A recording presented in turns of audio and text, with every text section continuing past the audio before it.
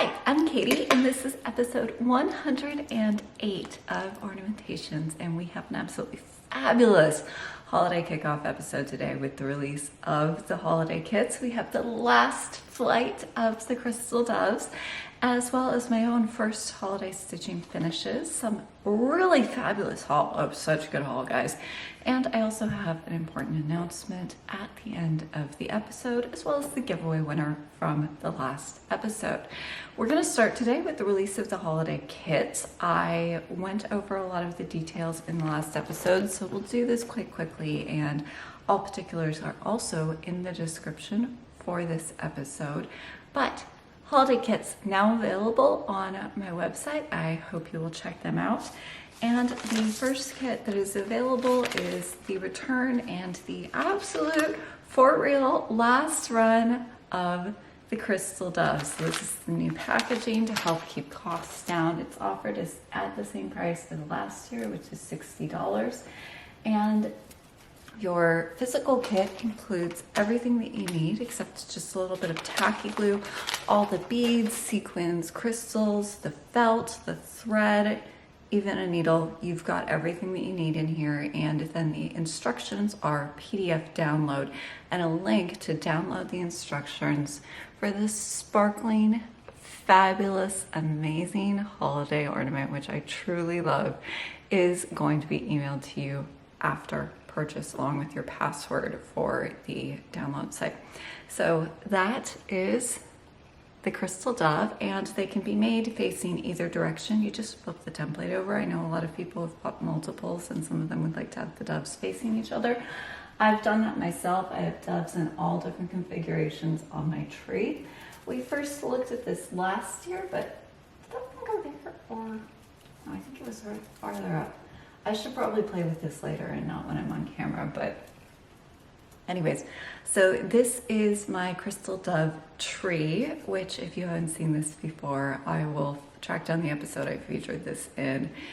And this is a feather tree, handmade. I didn't make it, I purchased it. And then it has my sparkle of doves. I don't call them a flock of doves when they're crystal doves. They are a sparkle of doves in all their different configurations. It has a crystal garland, which was handmade by me. And then it also has all kinds of wonderful mother of pearl treasures from Jackie Duplessis. These are mostly thread winders, which I have turned into ornaments for my tree by just stringing them on wire and adding them to the feather tree. They're the perfect complement to the crystal doves. When Jackie first started doing pop-up shops at attic events, she was showing her mother of pearl needle minders on a tiny little tree, and I was so inspired by the idea, but I added my own twist with the sparkling garlands and the crystal doves. So that was a long aside to tell you that the crystal dove is now again available for purchase. If you signed up for the notification, an email went out to you. If you didn't receive it, check your spam folder. And then the second kit that's available is a new offering, and this is a combined kit for the two different charts, which you must provide from Notforgotten Farms. The kit does not include the charts, and these are last year's littles, Cookie Klaus and Little Nick. These are the Notforgotten Farm charts. These are available from her Etsy store or from the LNS of your choice. Link in the description to make sure you can get the pattern. And then this is your kit. I'll show you my finishes in just a minute. It's got a photo. It's got a written guide to the conversion. For those who didn't get a beading pack, there's a link on my website that's in the written description, and that will take you to all the information you need on the beading. Or if you did get a beading kit, you'd like to do some more finishes, have at it. I fully embrace everybody joining in on the sparkle train. So all details that you need are in here, and then in this you have two pieces of the linen that's used, which is legacy linen, 38 count Fuller's teasel, one for each ornament. You have two pieces of the coordinating silk satin backing fabric, again, one for each ornament. And then you have all threads used, as well as the beads that I have used in my own embellishment. So the seed bead for the eyes and the tiny red crystals used for the berries. Those are included in all kits. When I say optional beading pack, that's the extra pack of crystals that you can use either for the pair of hangers seen here or for one full strung crystal edging. So the threads used are Gobelins 103 Bijoux, which is this fabulous metallic. I'm so excited for more of you to get to try this out. It's amazing. And then fuzzy stuff with the chenille needle that I recommend using it with. There's a tutorial on that linked in the description, how to use that to create the fluffy, sparkly, fun beards and hair that are seen in my own finish. And then in all kits, whether or not you got a beading pack, there is an alternate oval template provided, which fits both the count and also exactly the number of beads and, the number of rounds and ovals or olives that you would use to surround this with a strung crystal edging. This is the one ornament on which I had to do absolutely no fudging. It's a perfect alternating peppermint pattern, and so that you can follow that, a template is included in all kits. And one thing I'd like to note about Little Nick and Cookie Klaus, so the standard kit is $62 and then it's $98 with the beading add-on for the peppermint crystal hangers or edging. I think Little Nick and Cookie Klaus is actually an amazing value kit because there's so much thread here and they're so small. You'd need to provide a little extra linen, but you could stitch these guys many times over and have so many great gifts for the holidays in addition to pieces for yourself. That's actually exactly what I did last year. I kept 3 for myself because I love them, but I also made several more. I gave them as gifts, and so your kit will actually take you through a lot of stitching. And if you don't want to, if you're not a crazy like me kind of person, you don't want to stitch the same pattern multiple times, this is also just a really versatile Christmas palette that will take you through a lot of stitching. It could go for a Prairie School or Santa, for example. So please make good use of your threads beyond just the stitch that they are provided for. So those are the new offerings, and then there are also some other kits still available. Gather Thy Harvest by Stacy Nash, perfect for Thanksgiving. And then a favorite from last year, which still has kits available, which is the Stacy Nash Wonderful Life Drum. And if you haven't seen this finish before, this is what I like to call my sparkling wreath. And I have a tutorial on this, which I will link in the description. This would actually be great for all kinds of holiday finishes. So whether or not you want to do the Wonderful Life Drum, which I've always really loved just because of the subtlety and the delicacy of the colors and the sparkle, not to mention who doesn't love a good house. I will link the tutorial in the description so that you can explore the technique further if you would like to. So I have to give a plug to this one because this was always a personal favorite of mine.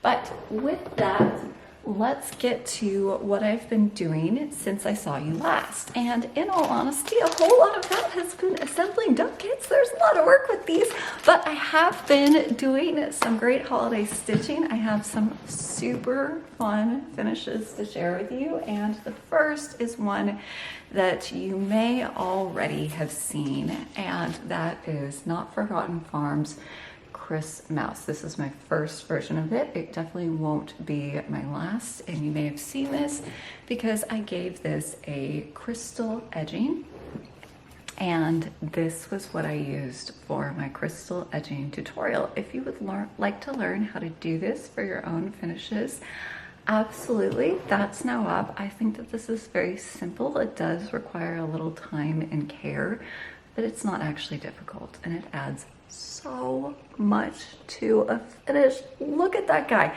He is so happy and fun, but I think the fabulously sparkling edging, and unfortunately the camera really does not do this justice. It just dazzles with light, and I love this inverse of the peppermint crystal edging. So adds a lot, really fun, give it a try. One thing people have been asking about is the finishing of the oval, especially the cutting and lacing on the back. There's a tutorial linked in the description for the strung edging tutorial on my pin keep finishing where I cover that, so go and check that out in the description for the tutorial.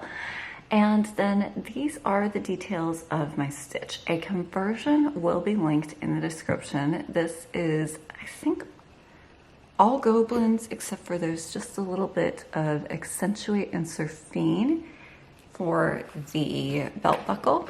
And this is a trick I haven't done in a while. I've been using a lot of the white cork Bijoux instead, but those are discontinued if you can't get them. A great substitute is to mix accentuate and surfing. And we've talked about this before, but not for a while, so I'm going to just go through this again. Comes in a lot of colors. You can mix it with a complementary surfing, but the reason you want to use both is that I think accentuate's a really good metallic, but like most metallics not named Bijoux, which has a totally different structure, they tend to be a little splitty. If you've tried to use one, you know what I'm talking about. And what is great about this particular trick is that you can use them together, and what you do is you take two lengths, pinch your fingers together, run them down the length of the thread a couple times after you've threaded it in your needle. And what happens here is that the silk will actually grab onto the accentuate. It'll help stabilize it, and you'll find that it just holds together a lot better when you're stitching with it. It makes it much easier to use. So the full conversion, including the specific surfing and accentuate that I used for Chris Mouse, is is in the conversion, which is in the description for this episode. So this version uses one of my favorite bright reds, Gobelins 779. It's stitched on Legacy Linen 37 count Wild Honey, which has a very light pinkish tone to it, but with just a little bit of gray and brown in it so that it's not pink overwhelming. It's more of a versatile neutral than a true pink, even though, yeah, it definitely has pinkish tones in it, and I love it for Christmas stitching because it looks amazing with red. But Gobelins 779, this is a bright, clear, true primary red. I love it for Christmas stitching. This red just says Christmas to me. But in case you'd like to use this exact conversion but switch up your red a little bit for this or other Christmas stitching, I thought I would show you some of my favorite holiday reds in a comparison so you can pick what red most appeals to you. So if we look at the chart photo for Chris Mouse, I'd say, oh, and I did leave off his bauble. I thought I was going to put a rhinestone star there instead of like holding a Christmas star. But when I put the edging on him, I just thought he looked complete. So didn't do that in my own finish, but I think the red in the photo appears to be brighter, so I wanted to give you some options. So in the middle, we have 779. This is the shade that I used. If you wanted yours to look a little more like the model, then you could use Gobelins 925, which has a little more orange in it. It's really vibrant. It's really red. And then in the darker, see, the thing is, it's not truly a dark red. It's just dark when you're holding it up against 925, but a little bit more of a jewel tone, definitely has more blue in it against the true primary red of 779. This is 945, and then in the darker end of the spectrum, but still quite beautifully red, these are all Gobelins, by the way, this is 2646. So if you love stitching with red, whether that's red samplers or Christmas or whatever, these 4 threads I think are an absolute must-have, because between them you will cover off most needs for red. Really versatile, great start to a selection of red silks, and really versatile. There are other reds in Gobelins line. So for example, what's in Little Nick and Cookie Klaus is not any of those 4 reds, but those 4 are perennial favorites, and I think a really great place to start. And with that, my next start is actually going to be another version of Chris Mouse, but a little darker toned. I want to do his red in 2646, and then his linen color is going to be filbert. I think it's going to be a totally different interpretation and one really fun. And he's going to get a crystal edging too, because I can't do enough of that. So that's going to be my next start. So excited about the new Notforgotten Farms Littles. I absolutely loved Cookie Klaus and Little Nick. I lost track of how many I stitched last year, so I cannot wait to go absolutely ham with the new ones. So what I've done with that basically is I've just kind of got a tray here of a lot of silks that I'm playing with, and these are just useful, versatile. I plan to have this out during the holiday season and then just pull from these, because between them they're going to cover a lot of what I need. So for example, I used Gobelins 3845 for the mousy fur on Chris Mouse, but on my next version, because I've got a darker red, I'm going to experiment with the lighter 103 here, 672. And then for example, I've got 2 different pinks so that I can have brighter cheeks or lighter cheeks. Oh, speaking of, I did not give him lighter gray cheek spots. I just made him a solid mouse. And oh, one other red that I wanted to mention in my comparison, totally forgot. 235T. This is what I used on my Prairie Schooler Santa that we saw last time. 235T all the way here. And ooh, you know, okay, the side lighting where I'm sitting is so difficult, but it's much lighter, it's much brighter, and it's much pinker. You're gonna kind of have to take my word for that, because yeah, lighting's difficult, but I did really want to show my dove tree, and this was the best configuration, so that's just where we are with that. Oh, and one other thing on Chris Mouse, I did something new here that you can't see, and this was the idea of a wonderful commenter, Melinda, who gave me her permission to share this with you all. So last time at the end of the episode, we talked about documenting your work and also the really important conversation of labeling your work. And for further talk about that, make sure that you watch Susan Stanley. By the way, I realized when I was editing that episode that I left out the person who has contributed so much to this conversation, which is Susan Stanley, who has talked a great deal about the need to document and label her work and how she does this, especially on her quilts. So make sure that you're watching Susan if you aren't already. And oh, have you seen her new release? She has a new Christmas themed companion to Clara, her piece from summer school. Her name is Victoria. She's available at the Attic. Check out the Attic's latest Flosstube if you haven't watched it. Okay, getting so far off the original topic here. This Flosstube may be a disaster. Sorry guys, this is what happens when I just get high on holiday stitching. So, suggestion of Melinda was a great way to mark an ornament, and not really visible, but she suggested that since on something like this, so I've laced it on padded mat board, and then my backing is over Bristol paper. So you've got 2 interior paper pieces here. You can just write your name on that paper and then seal your ornament up. And no, it's not going to be visible.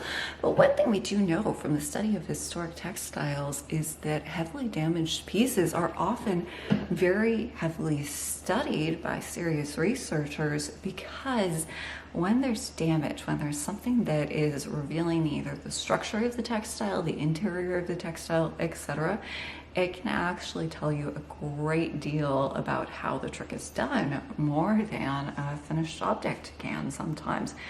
Christmas ornament, great example of that. Maybe not going to be as heavily studied as some of the caskets and sweet bags, etc. of the 17th century, but if it ever gets damaged, then the secret of your name will be revealed. I thought that was such a clever and easy way to solve the problem of marking Christmas ornaments. So thank you for that suggestion, Melinda, for allowing me to share it, and it's something that I am doing going forward on my own finishes. So before we get to my next holiday FFOs, I want to share with you my whip that's almost a finish, and this is unsurprisingly the other Notforgotten Farm new little, and this is Cheerful Giver. I absolutely love him. And my color version is just a little different. When I saw this, I thought, yes, absolutely a gray green, but with a little more color to it and a little more color in the red as well. I wanted to put it on gray. One of my most reliable tricks. So I did it on Legacy Linen 38 count Cloister Cream, and then my green is Gobelins 707. This has been in a lot of my Flosstube kits, by the way, if you're following along with this. Please check what you have, because all of these colors have been in my kits, some repeatedly actually. And then my red here is Gobelins 945, that very beautiful blue toned, slightly darker red that we talked about. So I just have to finish off his red trim at the bottom, add his little boots, and then he's going to be ready for finishing. Now, normally this is where I'd be getting out the fuzzy stuff and giving him an awesome fuzzy beard. However, I have an idea. And the next time you see this, he totally might have fuzzy stuff on his beard because my idea failed. But I have an idea that I'm very excited to test out. So I might have something new that I'm doing with fun beards. So that's the first version of Cheerful Giver. Conversion is in the description. Totally won't be the last. If you're generally liking this, but you'd like your green to be a little more like the Notforgotten Farms one, there is another good choice here. So Gobelins 3723, and I will put that in the description. It's just a little less saturated, a little grayer. This has also been in a kit, Chocolate Hearts, if you've got that one, and that's also still available. I've got a few of those left. Good option, but it would be a little less bold than my version if you'd like it to be a little more like the Notforgotten Farms version. So he's almost done. I can't wait to finish him off. Get started on the next Chris Mouse. Oh, are you feeling the spirit? I am feeling the holiday spirit in the worst way. It started early for me this year, but that's okay. You know, I saw those Notforgotten Farm new charts and just went for it, and I'm thrilled that I did. I am enjoying myself hugely. And then another quick FFO, and this is really just the edging, which you'll have seen already. If you saw the crystal edging tutorial, this is my Stacy Nash 7 Swans swimming badge. And I just added the crystal edging. This was actually take one of my crystal edging tutorial. What happened is usually I film it with my iPhone as the camera facing down on the overhead, and then I link my iPad to it as a monitor. The app I usually do is now gone defunct. I had to try out a new one. And I film the tutorial, I review most of the footage, and then I go back to film the end, put it all together, review the tutorial, and I find that the last third, what actually recorded was not the video of the tutorial, it's the back of the iPad. So you were hearing my voice and looking at my kitchen island. It was a disaster. I was so glad I had just finished Chris Mouse and I had a backup ornament, because otherwise there wouldn't have been a tutorial. It was a mess. But anyways, I think a blessing in disguise too, because as much as I had problems in the final tutorial keeping this under the lens, working with a different camera setup, the camera had really had trouble with these very small, mostly clear beads. So this alternates 3mm white opal rounds and 2mm crystal moon rounds.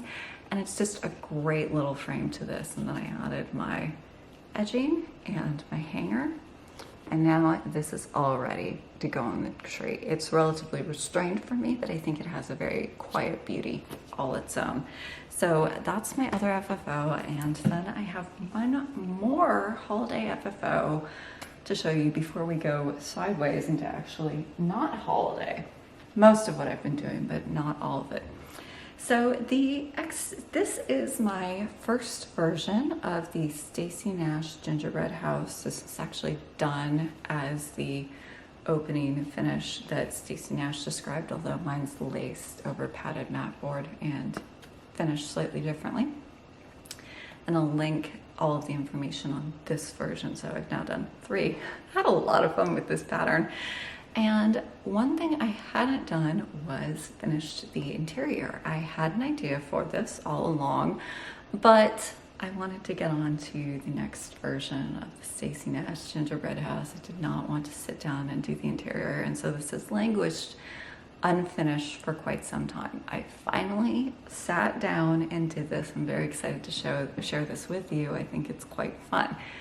It's not holiday stitching, in my world at least, until I get out the felt and the sequins.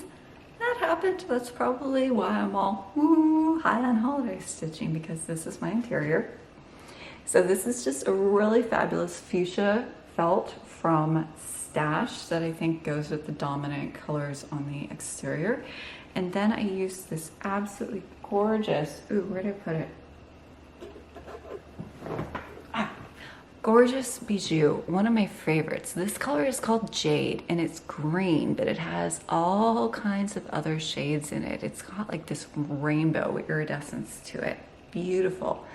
And so this is blanking. Stem stitch. This is stem stitch. So unfortunately, transferring things like letters to felt is awful. I just took a pencil and I freehanded my markings out. So not exact, but gets the point across. And then I did a wool felt applique mouse. And this is quite a specific mouse. If you've been watching my channel for a while, this is after a childhood drawing that my brother did. His nickname as a child was Mouse or Mousy. And so that was why I wanted to finish this the way that I did, because it's just a little bit of family in there, and perfect. I love it. So there is one more thing to do on here. So you can see those edges aren't quite on yet. So I used Misty Fuse just to get these into place, but I didn't go to the edge, because when it comes to felt, it's highly absorbent. It doesn't take glue well, and so I always stitch where I can. So I used the Misty Fuse just to get this in place and fixed. And then I'm going to use a Soie 103, and I'm going to just slip stitch all the way around the edging on both sides to get this really secure, very smooth, and make sure this does not come free at any point in the future. It's a little time consuming, but it's absolutely worth it when your work is not falling apart in 5 years. Wool felt has a tendency to do that if you just rely on glue. It's why the Crystal Dove is entirely hand stitched. So that now is my finished version of the Stacy Nash Gingerbread House, the first version. The ornament version is going to be going up on my tree very soon. I'm so excited. And then we are going to just take a quick left turn into a little bit of fun that I had in these last couple of weeks. So most of my stitching has in fact been holiday, or the assembling of holiday kits for you all to stitch, but I did take a quick left turn into embroidery world, and I had so much fun with this. I had an idea. I don't know if you can call it seeing a squirrel if it's not like an outside influence, something that you see and you chart to post on Instagram, but it's something that spontaneously appears inside your head. I imagined a squirrel. A squirrel took possession of my mind. That's what I'm gonna say my situation here is. I had an idea for what's basically a decorative corsage to go on an object. The object doesn't actually exist yet. I skipped the making of the thing this is supposed to go on and went straight to the dessert, aka the needle lace.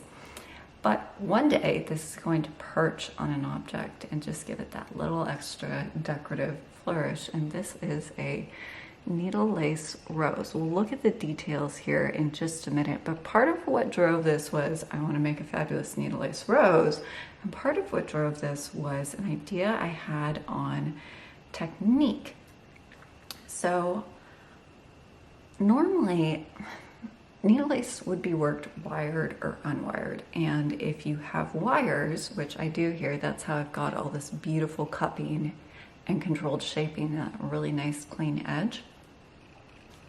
The wire has to be dealt with. Normally you just have 2 wire ends perking out for the back of each element. So for each petal, that would be 2 wires. So for a rose with 10 petals, you'd have 20 wires poking out the back of this.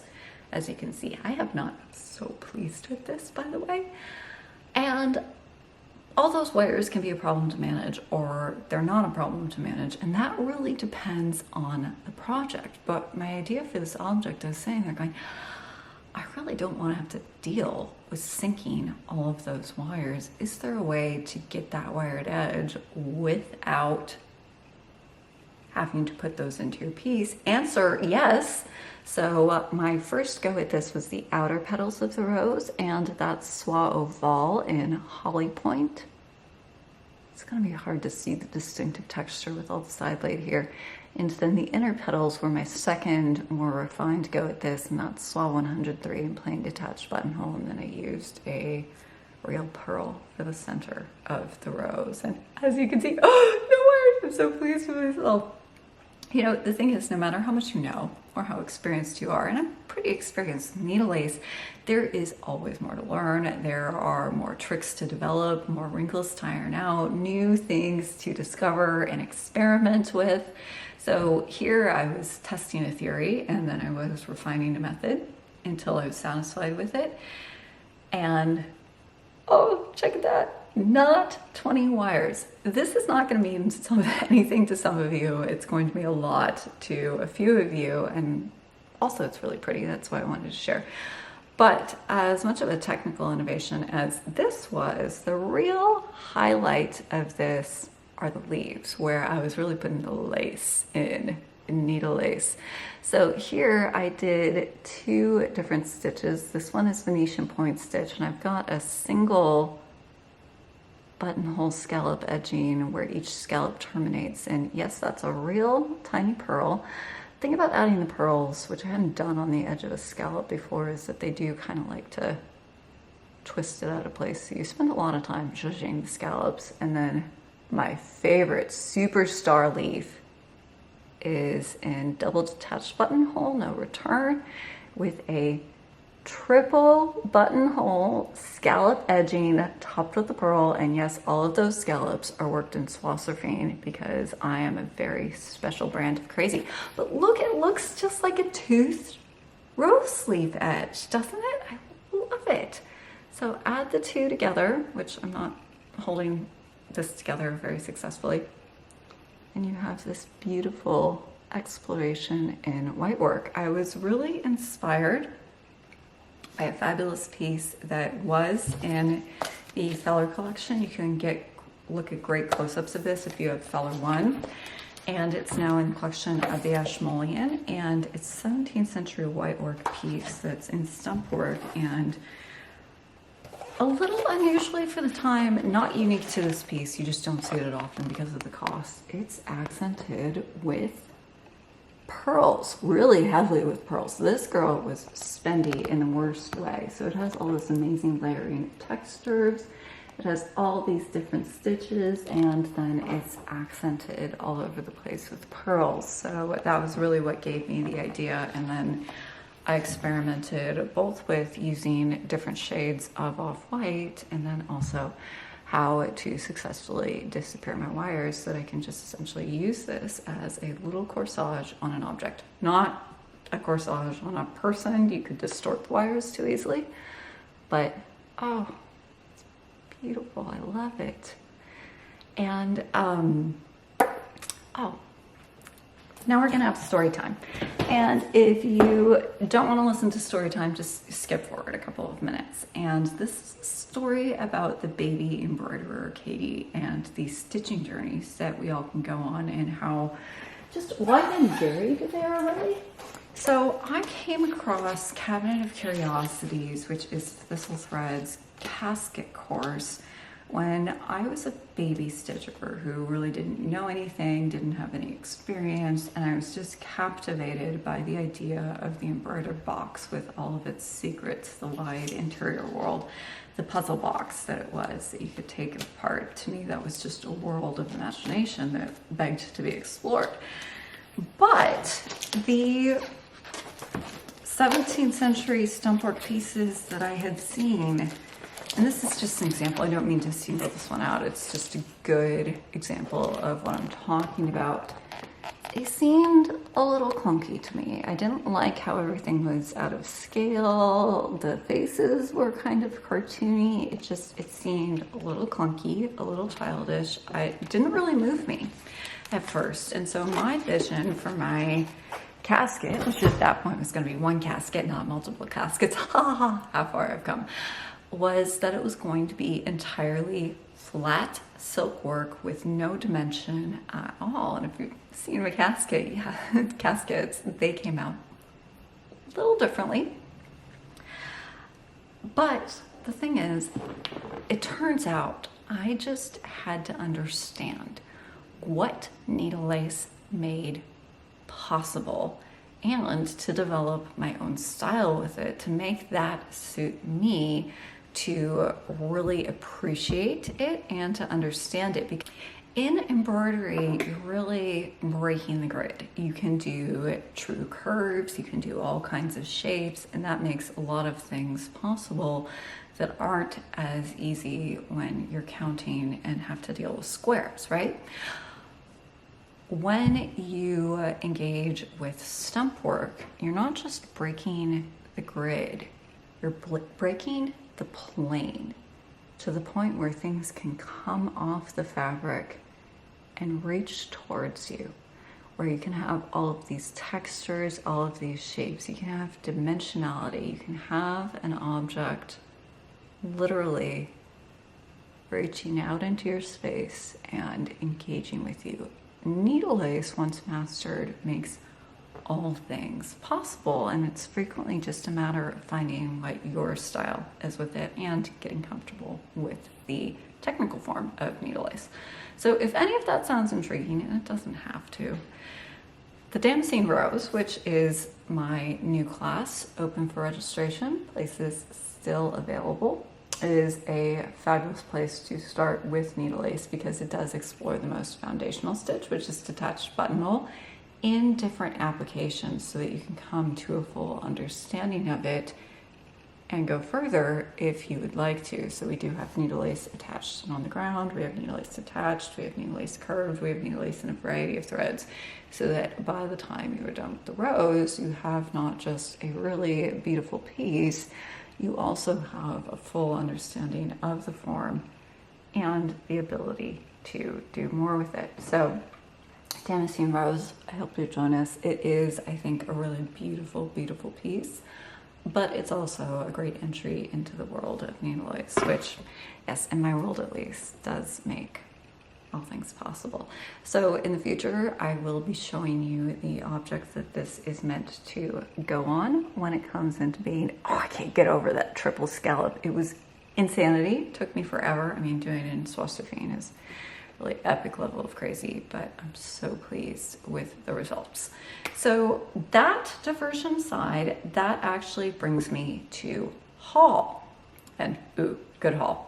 So I do have more haul than usual, and I am very excited to share it with you. Ooh. So the first haul that I have are two new charts. These are from Brenda Gervais, and these are sweater weather. You know I had to have that on my tree. I can't resist a festive snowman. And then snowmen in the forest. The one I really want to do here is this guy. And I already know what I'm going to do it on. It's going to be Fox and Rabbit 40 count Ocean Air and Karen and Bren. Before you yell at me, this is totally my old piece, and you can see that because of how much has been cut off it. So I think this would be so fun to use some of those really vivid blue Gobelins and then a fabulous blanc, some great greens, accent it with some beads and some sequins, and really have that pop up off the fabric. So I really see this as being on blue, and I'm going to use my Fox and Rabbit Ocean Air for that. I love like pink and blue linen for holiday stitching because one, red looks great on it, and they really just add so much pop on the tree. So look for those in your charts. And then Stonker haul, my mom and I both purchased the Fox and Rabbit mystery box. We actually unboxed them together. It was a great time.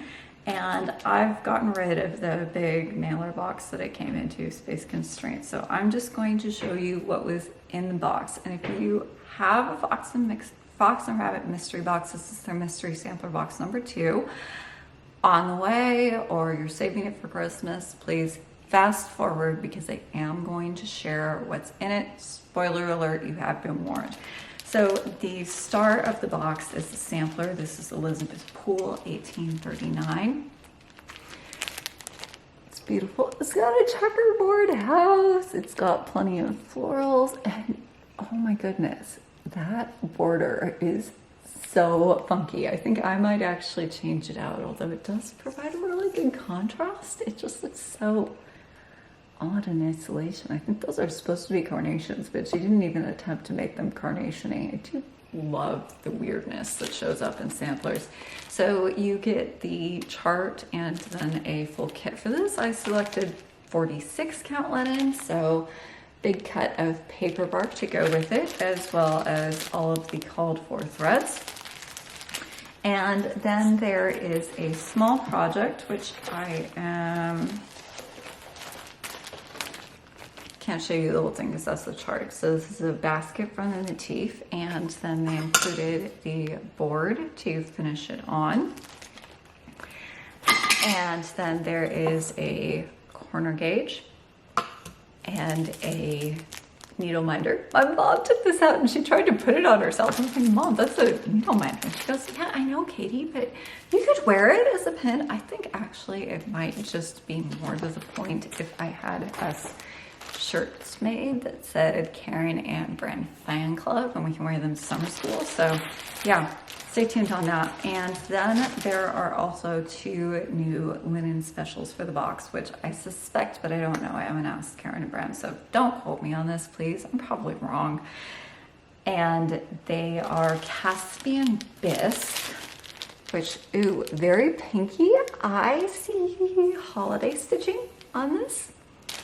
And then Carrera, which is a beautiful light gray with very little modeling, which, yay, you're speaking my language. And again, you could select the count. Mine are 46 count.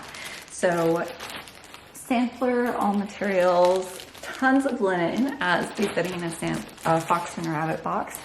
And then some fun extras. My mom and I had a great time unpacking our boxes, oohing and ahhing over the contents, and playing with all the things in them, including putting our needle binders on ourselves. And then my last piece of haul is a Bijoux stand. I think this is the modern, the mini modern. I'll link the information in the description.